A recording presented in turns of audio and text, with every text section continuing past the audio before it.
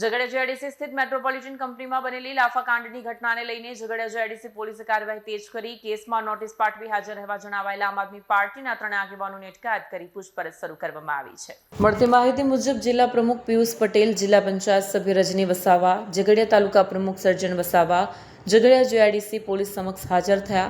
પૂછપરછ દરમિયાન પોલીસે ત્રણેયની અટકાયત કરી વધુ તપાસ હાથ ધરી છે। પ્રાથમિક માહિતી અનુસાર ત્રણેય આગેવાનોને આવતીકાલે કોર્ટ સમક્ષ રજૂ કરવામાં આવે તેવી શક્યતા પણ છે।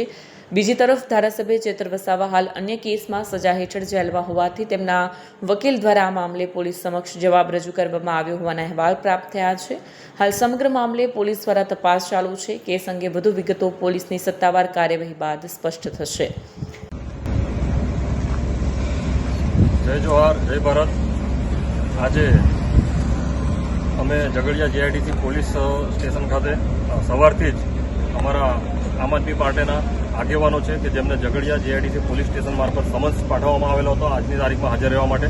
ભરૂચ જિલ્લા પ્રમુખ શ્રી પિયુષભાઈ પટેલ, તાલુકા પ્રમુખ ઝઘડિયાના સર્જનભાઈ વસાવા અને આમ આદમી પાર્ટીના આગેવાન અને વાલિયા જિલ્લા પંચાયતના સભ્ય રજનીભાઈ વસાવાને તો એમની સાથે અમે સવારથી જ અહીંયા ઝઘડિયા જીઆઈડીસી પોલીસ સ્ટેશન ખાતે આવેલા હતા।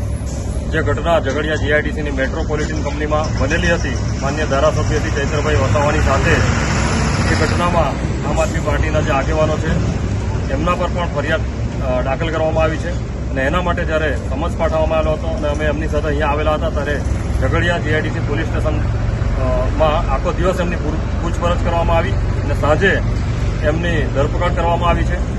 આ એક જે સત્યની જે લડત છે કે જે આગેવાનો લડી રહ્યા છે એમનો અવાજ આ ભાજપની તાનાશાહી સરકારમાં દબાવવાનો પ્રયત્ન થઈ રહ્યો છે, પરંતુ અમે માન્ય ધારાસભ્ય શ્રી ચૈતરભાઈ વસાવાના સૈનિકો છે। એમની આ લડતમાં પ્રજાને ન્યાય અપાવવાની લડતમાં હર હંમેશા અમે અગ્રેસર રહીશું। અમારો અવાજ ક્યારે પણ આ ભાજપના લોકો દબાવી નહીં શકે।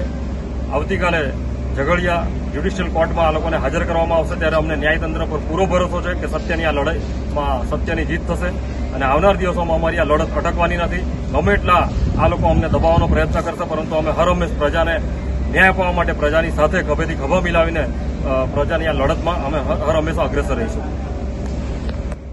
વિડીયો જર્નાલિસ્ટ પ્રકાશ ચૌહાણ સાથે સત્ય ટીવી ન્યૂઝ ઝઘડિયા।